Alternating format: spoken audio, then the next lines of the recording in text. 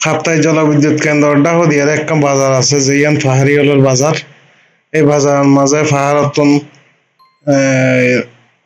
কুড়াইতে লইয়ারে honour পাহাড়ি শাকসবজি যেন হজুলতি, তারপরে ধনিয়া পাতা, কাঁচামরিচ, লাল শাক, পুঁই শাক, তারপরে এই বাঁশফরুল এবং বিভিন্ন প্রজাতির যারা দেশীয় সবজি আছে এই নান পাওয়া যায়।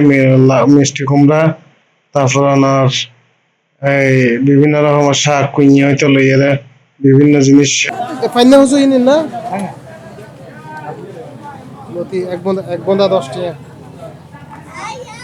এক বন্দা 10 টাকা, 2 বন্দা 20 টাকা। তো এই পাহাড়ি জায়গায় মাঝে ফোফা, কলা এবং ডাব, নারিকল যেই আছে বেগিন পাওয়া যায়। তো এই দামে খুব সস্তা। এবং এমনি একখান জেডিঘাট আছে যে জেডিঘাট দিয়ে আমার বিভিন্ন বোটে ছোটখাটো বোট, ছোট ছোট বোট বিরে নৌকা নৌকা আছে, বোট আছে, লঞ্চ আছে, স্টিমার বিরে বিরিয়ে আমার মালি এনে তোলে।